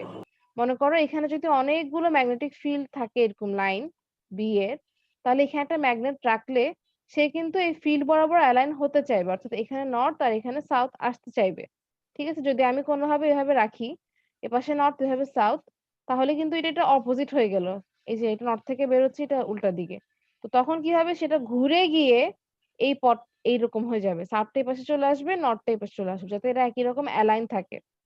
ঠিক আছে, তো যদি এখানে কোনো ফিজিক্যালি মানে কোনো হাত ধরতে পারতেছো এরকম কোনো ম্যাগনেট নাও থাকে, স্টিল এখানে একটা চৌম্বকের প্রভাব আছে, এটাকে আমরা বলতেছি ম্যাগনেটিক ফিল্ড। চোখে দেখা যাচ্ছে না, কিন্তু এটা আছে। তো এরকম একটা ম্যাগনেট যদি থাকে, তাহলে আর সাথে যদি আমি রোটর একটা ম্যাগনেট দিয়ে দেই, তাহলে অবশ্যই রোটর ম্যাগনেটটা ওই ম্যাগনেটিক ফিল্ডকে ধরতে চেষ্টা করবে এবং এরকম অ্যালাইন হয়ে যাবে। কিন্তু যদি জি এখন কোনোভাবে ওই স্টেটরের ম্যাগনেটিক ফিল্ডটাকে ঘুরাইতে পারি, তাহলে হবে চেজ গেম। বেচারা রোটর ওকে সবসময় ধরতে চাইবে এবং সবসময় ঘুরতে সারা থাকবে। জীবনে ধরতে পারে না। ঠিক আছে, আচ্ছা। তো এখন মনে করো, কথার কথা, তুমি আর তোমার বন্ধু একই জায়গায় দাঁড়ায় আছো। এখন তুমি বামে যে আছো, সেও মনে করো 1 সেকেন্ডে ধরো 10 ইঞ্চি যাচ্ছ, পাশের জন্য 1 সেকেন্ডে 10 ইঞ্চি যাচ্ছ। ওকে, তো এই ক্ষেত্রে কি হবে, আম, দুজন সবসময় পাশাপাশি থাকবা না যদি দুজনের স্পিড একই থাকে। জি জি হুম, দুজনের স্পিড কিন্তু একই। এখন মনে করো তোমার বন্ধু তোমার থেকে 20 কদম পিছের থেকে শুরু করছে। এখন ওর স্পিডও সবসময় সেকেন্ডে 10 ইঞ্চি, তোমার স্পিডও সেকেন্ডে 10 ইঞ্চি। এই ক্ষেত্রে কিন্তু তোমাদের স্পিড সমান, কিন্তু তাও কি তোমরা কখনো একে অপরকে ধরতে পারবা? জি না। না না। কেন, যদি ধরতেই হয় একজনের স্পিডকে বাড়াতে হবে, পিছেরটাকে বাড়াতে হবে, বা সামনের জনকে স্লো হয়ে যেতে হবে। তা যেহেতু হচ্ছে না, জি স্পিড যদি একই থাকে, দুইজনের সমানে থাকে, তাহলে কেউ কাউকে ধরতে পারবে না। তো সিনক্রোনাসের ক্ষেত্রে এদের দুজনের স্পিড কিন্তু সমান। একদম শুরুতে এটাই বলছিলাম যে সিনক্রোনাস মানেই হচ্ছে স্পিড সমান। রোটর যে ম্যাগনেটিক ফিল্ড যেটা ঘুরতেছে, সেই স্পিডেই স্টেটরটা ঘুরতেছে, কিন্তু স্টেটরটা একটু পিছে, জাস্ট পিছের থেকে শুরু করা। ঠিক আছে, জি আচ্ছা। তো এই এটা হচ্ছে মনে করো মানে মোটর ঘোরার টেকনিক। তাহলে মোটর ঘোরার ক্ষেত্রে যদি কেউ জিজ্ঞাসা করে মোটর কেমনে ঘুরে, তোমরা যা বলছো ঠিক আছে, একটা স্টেটর থাকে, একটা রোটর থাকে। তো আমরা জানি একটা ম্যাগনেটিক ফিল্ড কে আরেকটা ম্যাগনেট সবসময় চেজ করবে।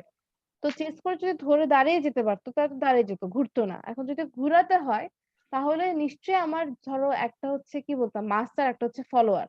একজন ফলো করে আর একজন গাইড করে। তো যে মাস্টার বা স্টেটরের যে ম্যাগনেটিক ফিল্ডটা, তাকে ঘুরতে হবে। সে যদি কোনোভাবে ঘুরতে থাকে, তাহলে রোটরের ম্যাগনেটিক ফিল্ডটা তাকে অলওয়েজ ধরতে চাইবে এবং সেও ঘুরতে থাকবে অটোমেটিক। ঠিক আছে, এভাবে মোটর ঘুরে। একটা রোটেটিং ম্যাগনেটিক ফিল্ড থাকে এবং রোটর সেটাকে চেস করতে করতে ধরতে চায়, এই জন্য রোটরটাও ঘুরতে থাকে। ওকে, জি আচ্ছা। তো এখন এটা তোমাদের হচ্ছে ওই যে এনার্জি কনভার্সন 1-এ পড়ার কথা, যে রোটেটিং ম্যাগনেটিক ফিল্ডটা কেমনে ক্রিয়েট হয়। ওইটাকে আমার দেখার দরকার আছে, রোটেটিং ম্যাগনেটিক ফিল্ড কেমনে ক্রিয়েট হয়, কেন আসলে ভিতরে ম্যাগনেটিক ফিল্ডটা ঘুরতেছে।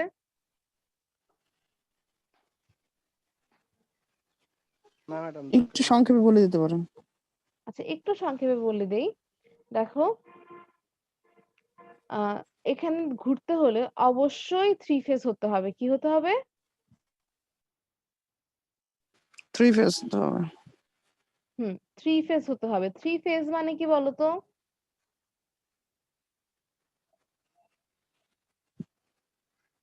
থ্রি ফেজ মানে হচ্ছে তিনটা যে ওয়েভ আমাদের তিনটা A phase B phase C phase, এই তিনটা ওয়েভে একটা ফেজ ডিফারেন্স আছে। ঠিক আছে, এদের সবার ফ্রিকোয়েন্সি সমান, এদের সবার অ্যামপ্লিটিউডও সমান, 220 আর 50 হার্জ মনে করো, কিন্তু এদের ফেজটা ডিফারেন্ট। Phase একজন মনে করো difference। এখান থেকে শুরু হচ্ছে, আরেকজন তার কিছুটা পিছের থেকে বা তার পরের থেকে। ওকে, তো এটা যদি আমরা খেয়াল করি, দেখো এটা হচ্ছে রেড, তারপরের ফেজটা কি ব্লু, ইয়েলো ব্লু, হ্যাঁ ইয়েলো বলতে পারো, ইয়েলো ম্যাডাম। RYB মনে হয় বলে। আচ্ছা আপাতত আমি জি ব্লু দিয়ে আঁকি। 120 ডিগ্রি পরের থেকে শুরু হচ্ছে,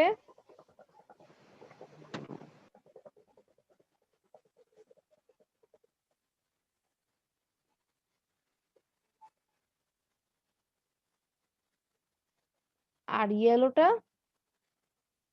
আরো 120 আর 240 20 থেকে ডিগ্রি শুরু আগে। হচ্ছে।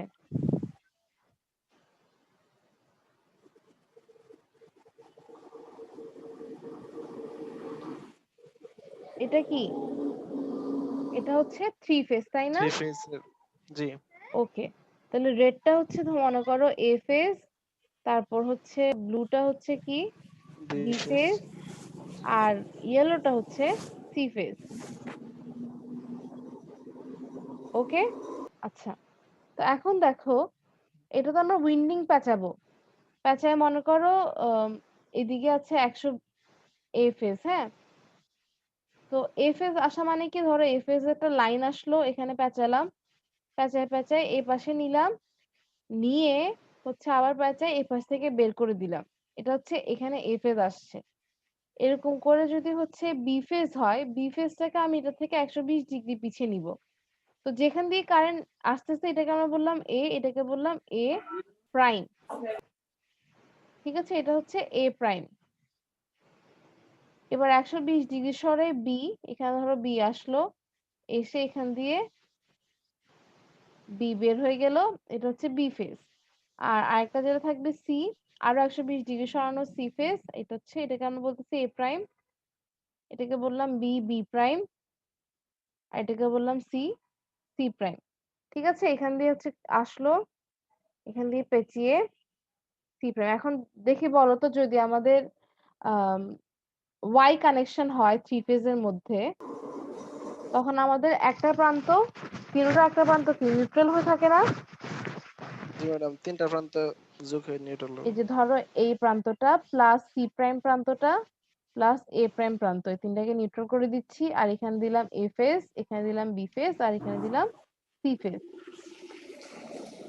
ঠিক আছে, এটা এ, এটা বি, এটা সি। জি আচ্ছা, তো এখন একটা রেফারেন্স ধরে নিচ্ছি, মনে করো একবার যখন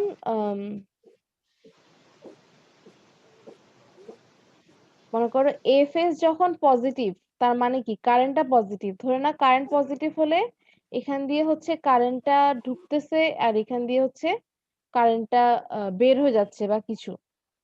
ঠিক আছে, মানে আমি এই পাশ থেকে দেখলে কারেন্টটা আমার কাছে আসতেছে দেখে এটা ডট, আর তোমার থেকে চলে যাচ্ছে দেখে ক্রস। ঠিক আছে, আবার তাহলে নেগেটিভ কারেন্টের ক্ষেত্রে কি হবে, উল্টাটা হবে, কারেন্ট এখান দিয়ে এসে এখান দিয়ে চলে যাবে। প্রত্যেকের ক্ষেত্রে বি ফেজের ক্ষেত্রেও কারেন্ট যখন ঢুকবে তখন একভাবে আসবে, এখান দিয়ে বের হয়ে যাচ্ছে, আর কারেন্ট যখন বের হয়ে যাবে তখন উল্টা। এরকম করে সি ফেজের ক্ষেত্রেও, তাই না? ওহো, জি তো যেহেতু এরা থ্রি ফেজ আর এদের অ্যাঙ্গেলও সেম না, তো আমরা যে কোনো একটা ইনস্ট্যান্ট চিন্তা করি,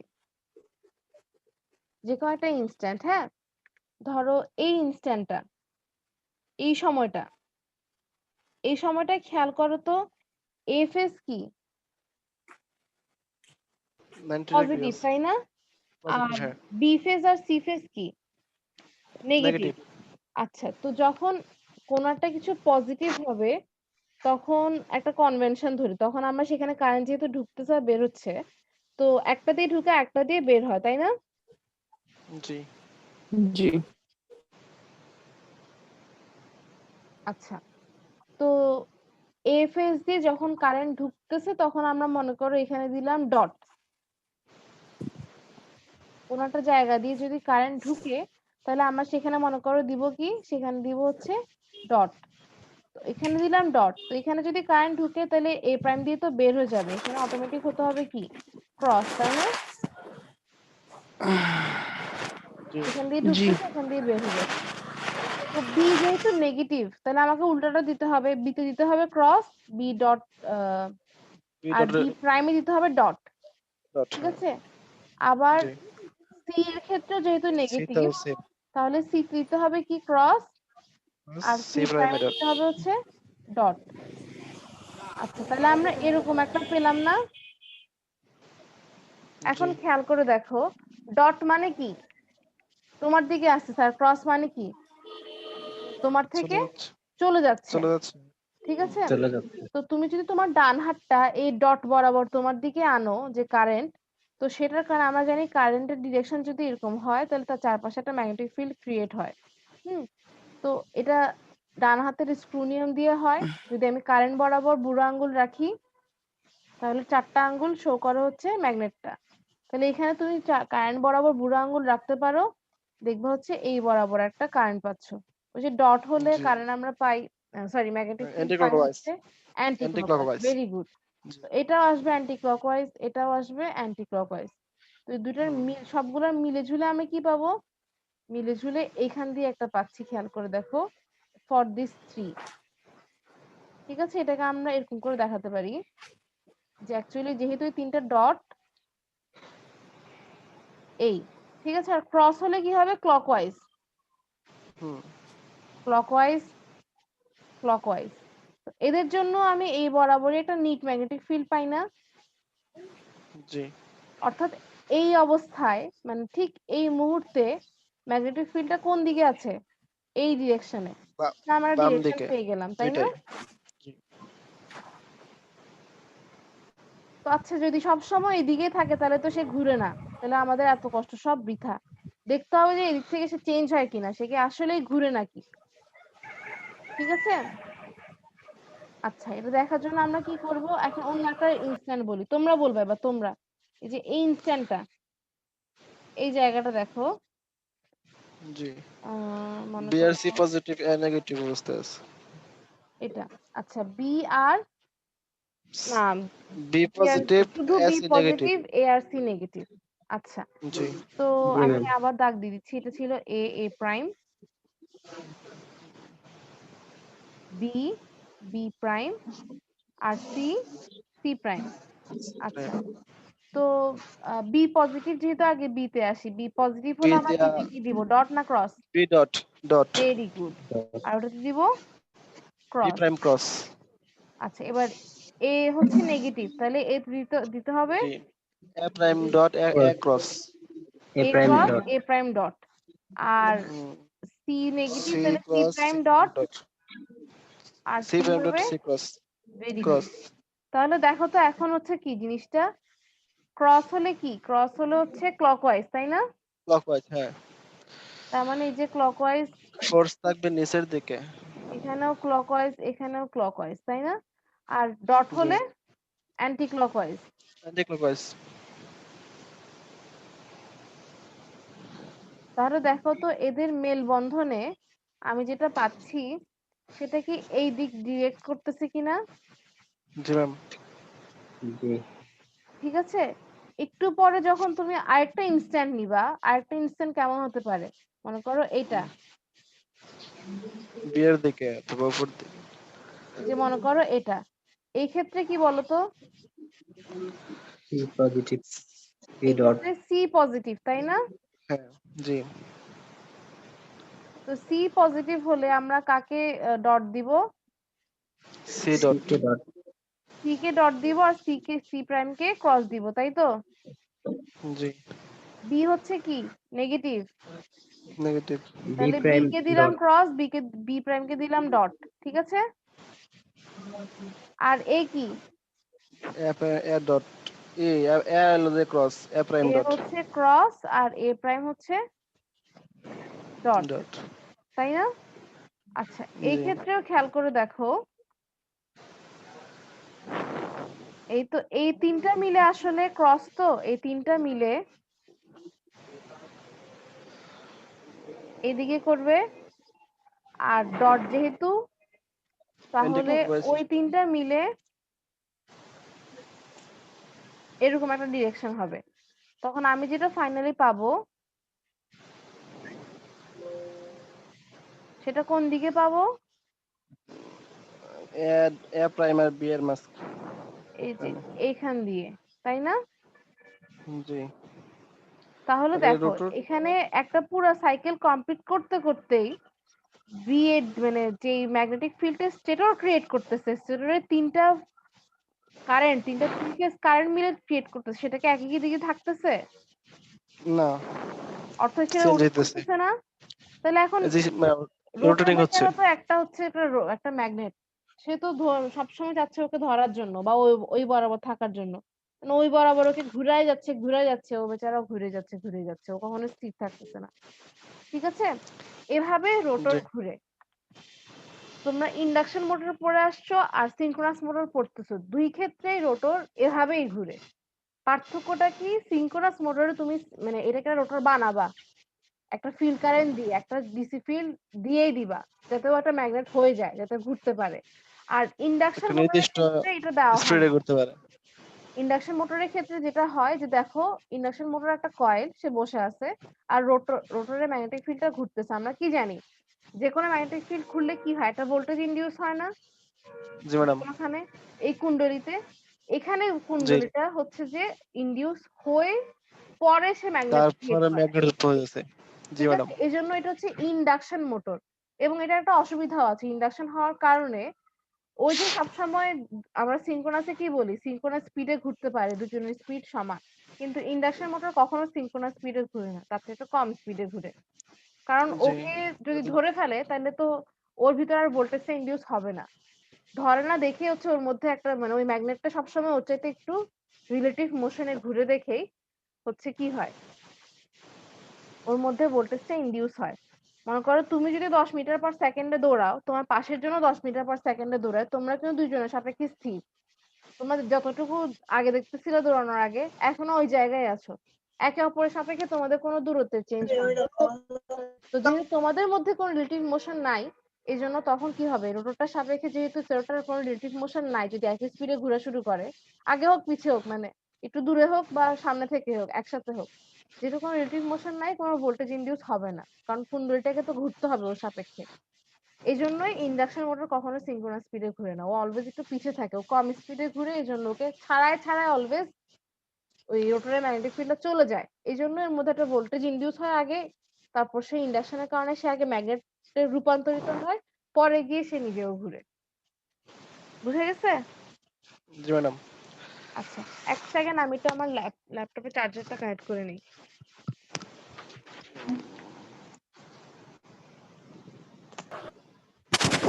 ম্যাডাম শেষ হবে কখন ক্লাস আজকে? 12টা তো বেজেই গেল।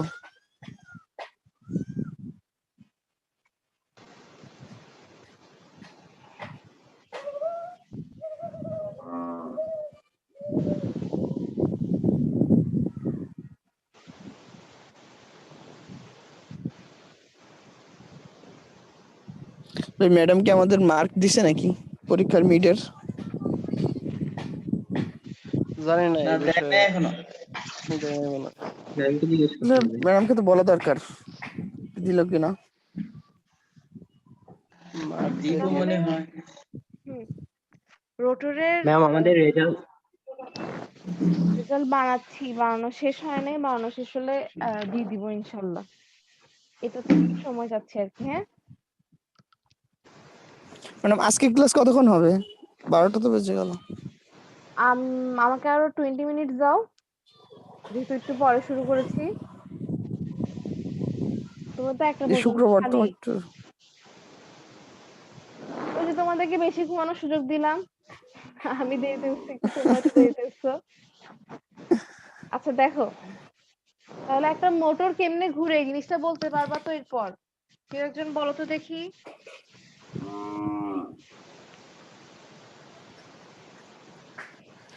মোটর ঘুরলে সাধারণত ওই যে রোটেটিং ম্যাগনেটিক ফিল্ড তৈরি করার মাধ্যমে। কে তৈরি করে ম্যাগনেটিক ফিল্ডটা? স্টেটর স্টেটরে এটি স্টেটর স্টেটর জি করে। স্টেটরে তো দুইটা সেটা জিনিস থাকে, স্টার্টিং এবং রানিং থাকে। তো এই স্টার্টিং এবং রানিং এর কাজগুলো ওগুলো আমি পড়বো তুমি তো, বলছো। সমস্যা নেই, ওগুলো সবই আছে। রানিংটা তো রানিং এভাবেই হয়। স্টার্টিং এর ক্ষেত্রে একটু ঝামেলা থাকে। স্টার্টিংটা আমরা দেখবো, সমস্যা নেই। অ্যামর্টিজর উইন্ডিং দিয়ে স্টার্টিং হয়, সেটা দেখবো। ঠিক আছে? আচ্ছা, তোমাদেরকে আগে লিস্ট আমরা বলে দিই সিনক্রোনাস ঠিক মোটর আছে। টপিকটায় আমরা কি পড়বো। সিনক্রোনাস মোটর প্রথমে জাস্ট এই যে ওয়ার্কিং প্রিন্সিপাল যেটা আমরা পড়ে ফেলছি, সিনক্রোনাস মোটর কিভাবে ঘুরে। ঠিক আছে? ওয়ার্কিং প্রিন্সিপাল যেখানে লেখা আছে two magnetic field are present in the machine and the রোটরের ফিল্ড যেটা, সেটা ট্রাই করে কি tends to align with the stator magnetic field. Align করা মানে হচ্ছে মানে অ্যালাইন করা আর কি, মানে একমুখী হওয়া। Since the stator magnetic field is rotating, যেহেতু স্টেটরের ম্যাগনেটিক ফিল্ড রোটেট করতেছে, এই জন্য রোটরের ম্যাগনেটিক ফিল্ডটাও ওকে ট্রাই টু ক্যাচ আপ, ওকে ধরতে চায় এবং রোটরটাকে ঘোরায়, পুলিং দ্য রোটর। ঠিক আছে? আচ্ছা, তো এটা ছিল ধরো ওয়ার্কিং প্রিন্সিপাল। তারপর আমরা ইকুইভ্যালেন্ট সার্কিটটা দেখে, ইকুইভ্যালেন্ট সার্কিট নিয়ে বেশি ঝামেলা নাই, একটু দেখতে পুরো জেনারেটরের মতো। সাথে আমরা হচ্ছে একটা ফেজর ডায়াগ্রাম দেখে ফেলবো। ফেজর ডায়াগ্রাম হচ্ছে যে আমরা ভেক্টর দিয়ে আঁকতাম না, ভেক্টর দিয়ে হচ্ছে ইয়া করতাম, ওই যে ই এ বি ফাই এগুলো নিতাম। জি ম্যাডাম তারপর হ্যাঁ হচ্ছে আবারও ইফেক্ট অফ দুইটা ইফেক্ট পড়বো। একটা হচ্ছে লোড চেঞ্জ, মানে যদি আমরা মোটরের লোড কি বলতো, মোটরের লোড হচ্ছে তোমরা অনেক কিছুই, তোমরা যেহেতু অনেকে ইন্ডাস্ট্রিতে গার্মেন্টস এর মানে টেক্সটাইল ইন্ডাস্ট্রি থাকো, দেখবা মোটর অনেক লাগে। মোটরের সাথে মোটরের লোড বলতে মোটরটা তো একটা বাধা থাকে, মনে করো হচ্ছে মনে করো একটা গাড়ি, হুম, কথা কথা গাড়ি যদিও ইঞ্জিন, কিন্তু গাড়ির চাকাটা যখন ঘুরবে, গাড়ির উপর আমি, আমার পাশে আরেকজন, তারপর পুরা গাড়ির ওজন পুরাটা বসে আছে না, ওকে তো পুরাটার জি ভারটা বহন করে নিয়ে ঘুরতে হচ্ছে। এটা জি হচ্ছে ম্যাম। যে কোনো একটা মোটরের লোড, মানে যে পরিমাণ ভারটা বহন করে ওকে ঘোরাতে হয়। ঠিক আছে? যেটাকে বাধা দিয়ে ওকে হচ্ছে ঘোরাতে হয়। এখন মনে করো মোটরের লোড চেঞ্জ হতেই পারে। মনে করো একটা মোটর এখানে আছে যেটা হচ্ছে মনে করো হচ্ছে কুয়া থেকে পানি উঠায়।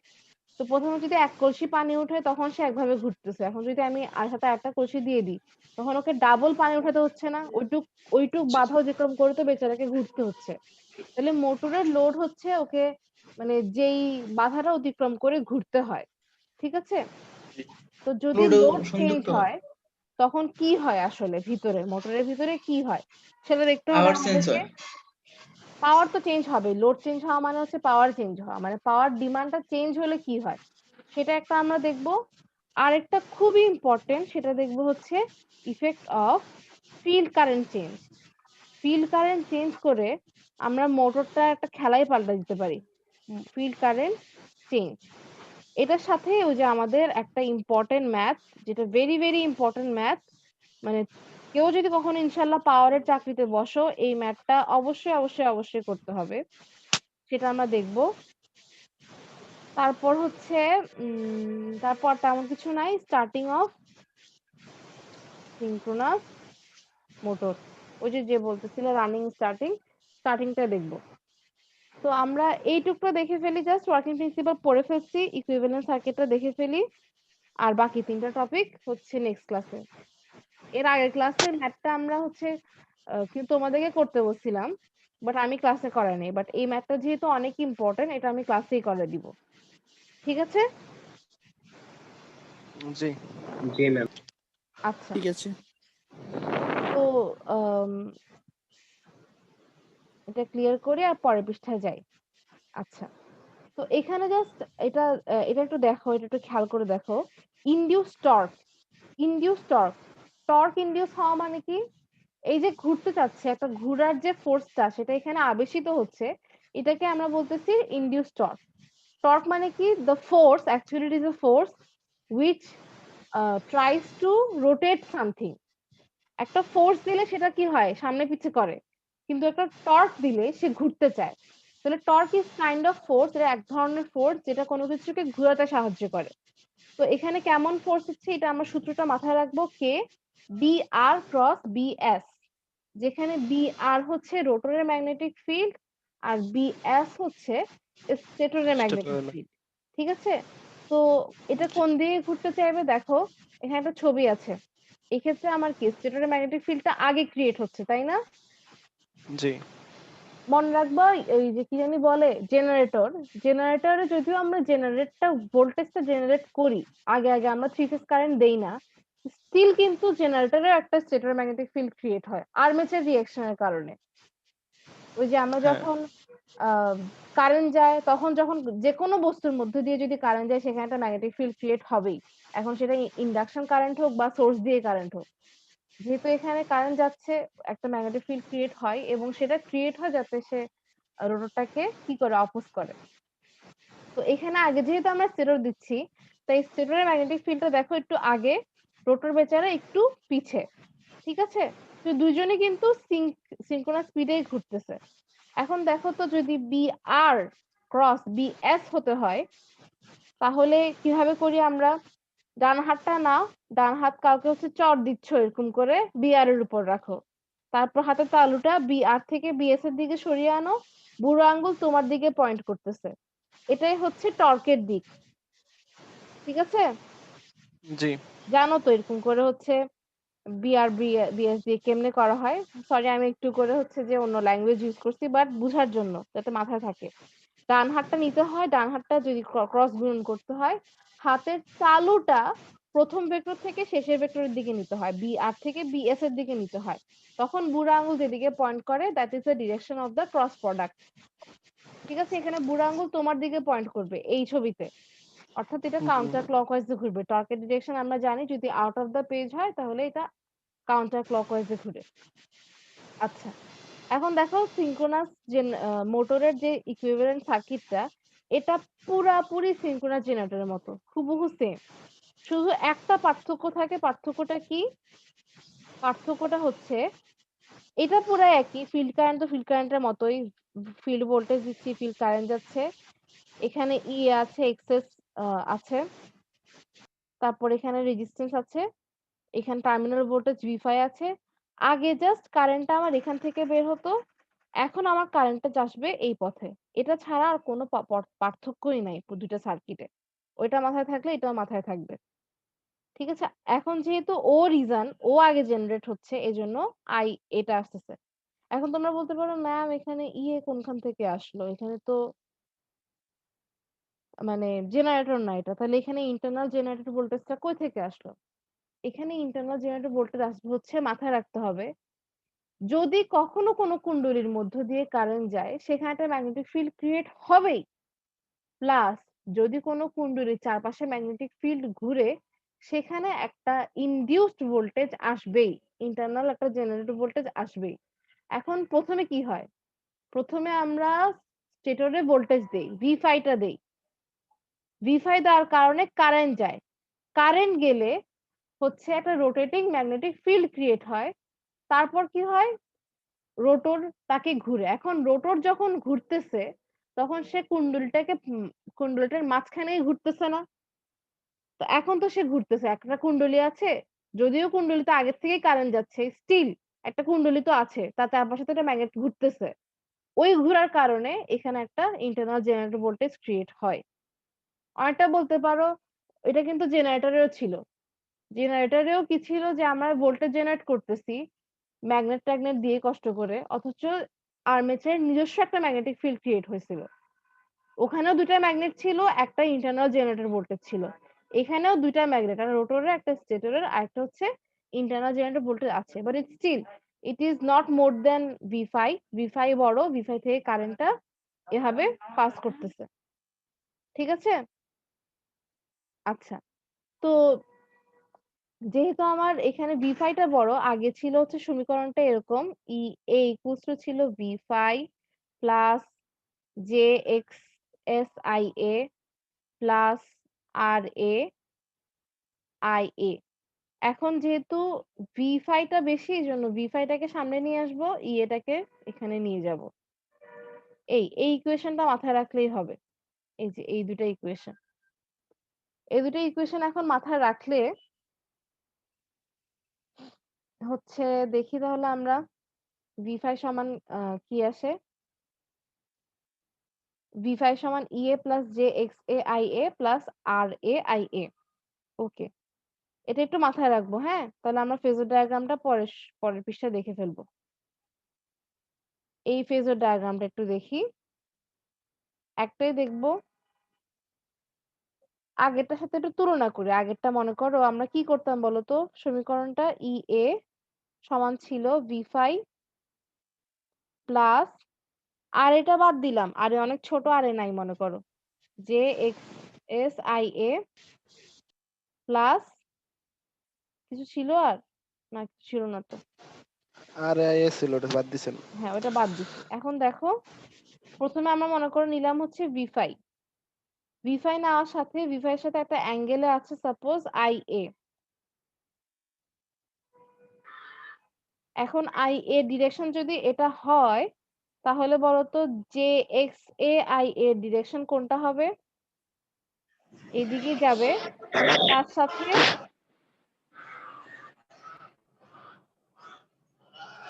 তার সাথে এটা 90 ডিগ্রি করলো, আরো একটু করে উঠলো। এটাকে আমি এখন এর সাথে জোড়া লাগাই দিব, তারপরে এদের যোগফলটা কি হবে?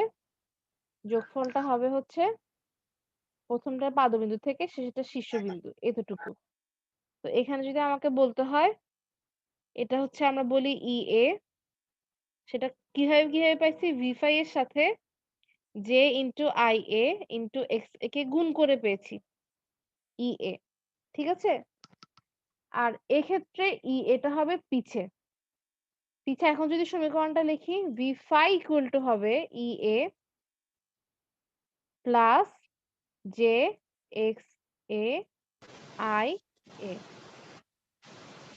তো এটা কিভাবে করতেছি দেখি।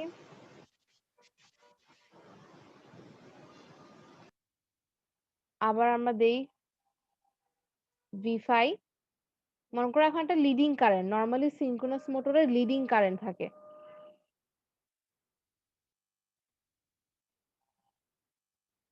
এটা হচ্ছে IA, ঠিক আছে? তো IA আম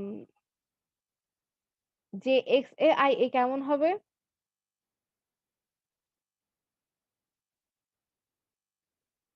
এটা তো হচ্ছে IA ডিরেকশন। এখন যদি আমাকে ঘোরাতে হয় তাহলে এটা এরকম করে ঘুরলো, ঠিক আছে? এটা হচ্ছে IA ইন্টু J, তার সাথে একটু গুণ করে XA ও গুণ করে দিলাম। এটাকে আমি এখানে বসাবো।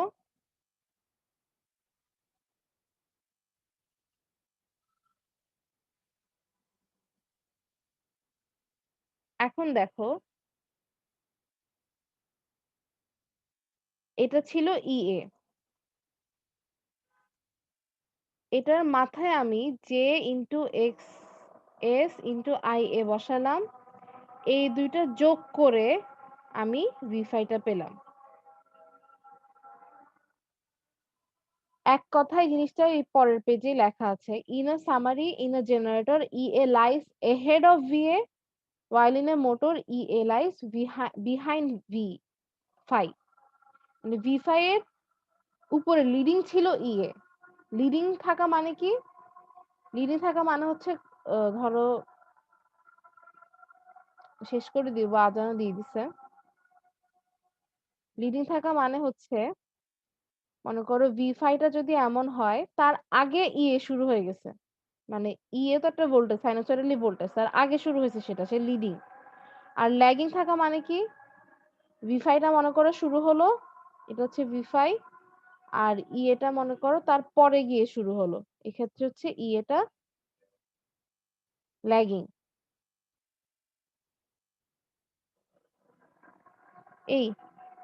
এইটুকু পর্যন্তই আজকের পড়া। এই ছবিটা পর্যন্ত দেখবা, পরেরটা থেকে আমরা কি শুরু করতেছি যে দেখো, টর্ক স্পিড কার্ভ মানে হচ্ছে টর্ক মানটা বাড়া মানে কি?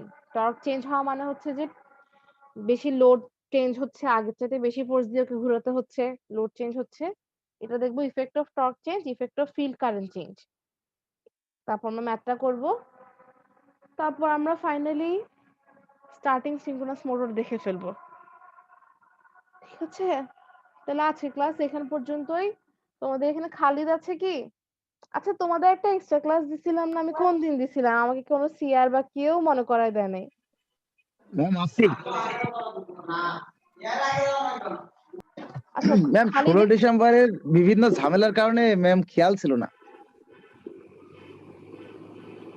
আচ্ছা এখন এর নাম কি? স্ক্রিনশট দাও। জি ম্যাম স্ক্রিনশট দিলাম ম্যাম। আচ্ছা তাহলে এটা পোস্ট করে দিও অ্যাটেন্ডেন্স পোস্ট হিসেবে। সেখানে তোমরা দেখলাম অ্যাটেন্ডেন্স দাও না। স্ক্রিনশটে যারা আছো তারা একটু কাইন্ডলি ওখানে তোমাদের নাম আইডি দিও। তোমাদের নাম আইডি এখানে সবারটা নাই। আইডি নাই তো এর জন্য বোঝা যায় না। আইডি লিখে দিও কমেন্ট। ওই পোস্টের কমেন্ট, অ্যাটেন্ডেন্স পোস্টের কমেন্টে, ঠিক আছে? তাহলে জি এখান ম্যাম। থেকে থাকুক। ম্যাম গত ক্লাসে আমার ফোনে চার্জ ছিল না, তাই ক্লাসে শেষ পর্যন্ত থাকতে পারি নাই। সম্ভবত স্ক্রিনশটে আমার রোল ছিল না। লিখে দিও, ওখানে লিখে দিও।